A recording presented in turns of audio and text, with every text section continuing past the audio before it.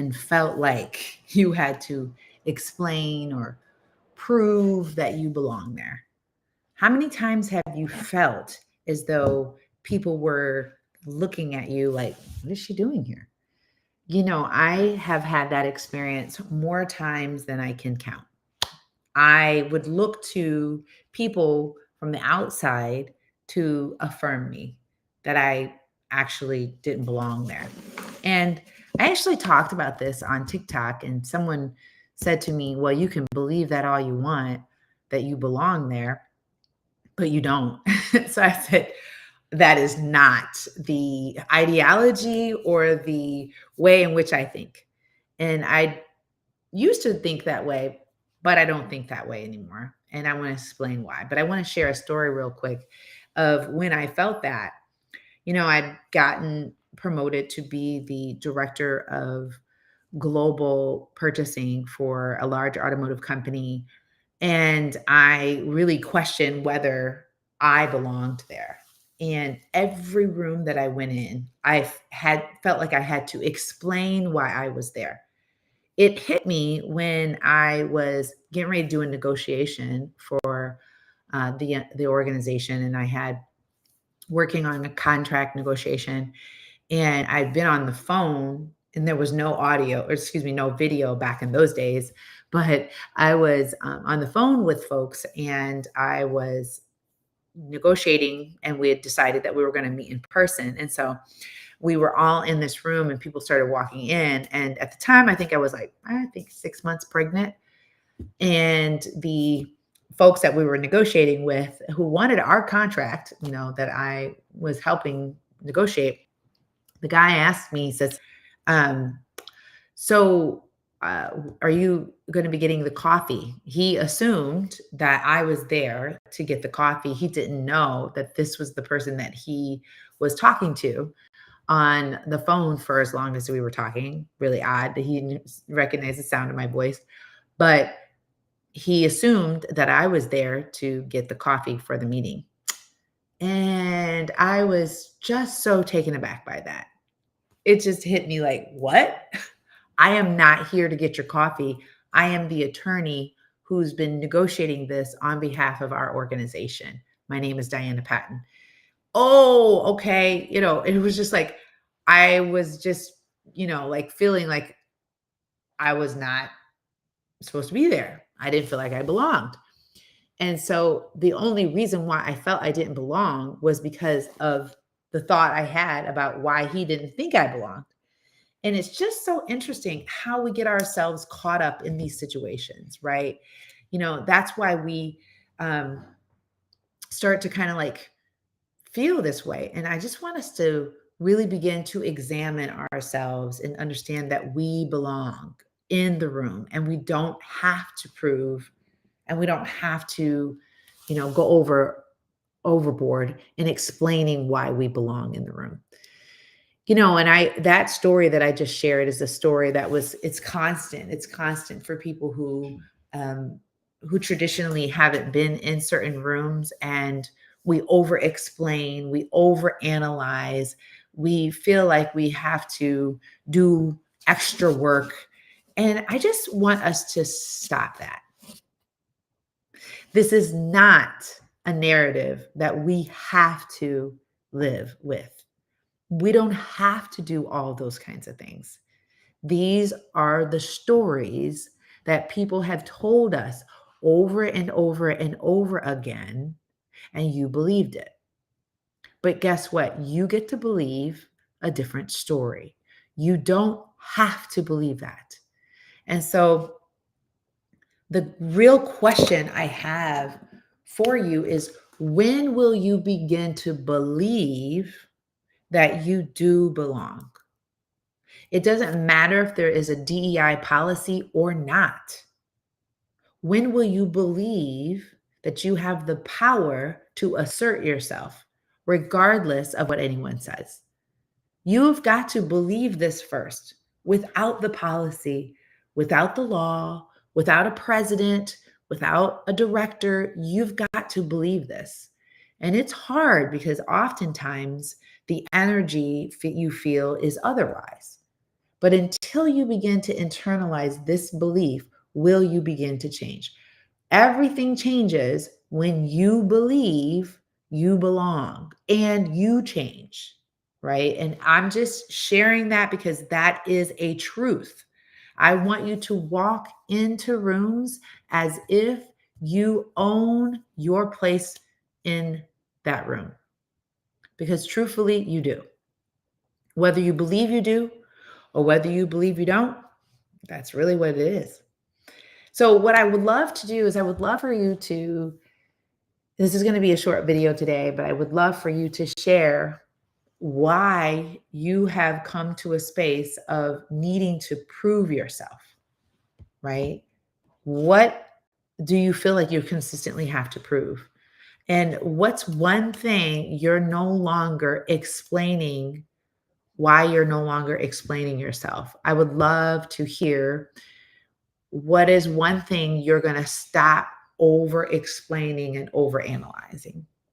Because until you name it, until you can call it out, then you can't change it. Because a lot of us, and I want you to watch your words, because a lot of times I hear people saying, you know how they are, you know what they do, as if those people have power over you. You actually seat your power when you believe that other people have some authority over you. And for the life of me, I can't get why people don't understand. And I get it. Let me just say, I get it that people act this way and speak this way because they've been oppressed for so long. But, there is power in your words. There's power in your belief. And until you change that, nothing changes. I don't care if they give you a title change. I don't care if they remove you from a position and go to another position. It doesn't really matter if what's going on until you start to examine what's going on inside of your head. And I know this all too well because I work with so many corporate women who have this mindset, and we wonder why we're not changing. We wonder why, as this book says, the broken rung. We wonder why we get to a certain level and then we chop ourselves out of it. Now, I'm not saying that you don't remove yourself. You might remove yourself because of other issues going on in your life. Maybe you got to take care of your kids, or maybe there's other priorities that you have. But if you're removing yourself because you don't believe you belong there, that's a problem. And you really have to begin to examine this. And my question is, when are you going to do that? And stop blaming other people for your circumstances. So this is the work that we have to do. So what's one thing you're no longer explaining yourself about? Identify it. And if you dare, put it in the notes. Share on social or send me a private message about what one thing you are no longer explaining yourself about. I used to get into these arguments with my husband about the way in which I would have to explain myself for believing in what I believe in. And I would over explain, and try to say it this way, try to hear it this way. And it just never landed on him that he believed what I was saying. Well, I just got to the point where I was like, why do I keep going on and on and on and on and on and on and on about this? I said what I said. Now I'm going to live as if it is already so. I don't have to explain it. I don't need the affirmation of him to believe that I am it. I am just it. And I'm going to walk in my life as if it is, because it is. And that's it. But that's a practice. A lot of us aren't practicing who we really want to be. And as a result, we blame others for not believing in us. But we are the ones who have to believe that first. So this is what we have to do. You can do this. So I want to ask you is, are you ready to step into this full power? This is a full power message here. What we do is all about making our yes a clear yes and making our no a clear no, with no other added things that we need to do with it, right? That's just called power. And until you master that, because a lot of us are mastering, we're trying to master everyone else's thoughts. We're trying to master everyone else's behavior. We're trying to master why other people are trying to do this, but we don't have mastery over self. You have no mastery over your own self. And there is a central intelligence, there's an authentic intelligence inside of you once you start tapping into that. We want to invite you into that. So I want you to, I'm going to give you an extended invitation for you to apply to the Rise Advocates Academy. Why do we have an application? We have an application because we want to make certain this is the right fit for you. This is the right fit for corporate women who are in transition, women who've used success as their means to heal their trauma, people who are looking for the truth about themselves and who desire to make a larger impact in the world. And we're looking at a lot of corporate women who really want to do this. No one really is out here talking about why your behind the scenes work, how you show up when no one is watching, what you do in the quiet, still hours, what your thoughts are like. That's how you show up. And that's the reason why you've been proving yourself for too long, because you don't have mastery over yourself.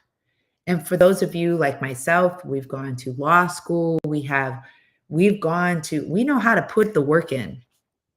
We work all these extra hours and we do all this stuff to prove, but we're not proving it to ourselves first. We're proving it to others. So I want to invite you. If you're interested, you want to take it a step further, I want to invite you to the Rise Advocates Academy. There's a link. It's riseadvocatesacademy.com/register. Take a look at that.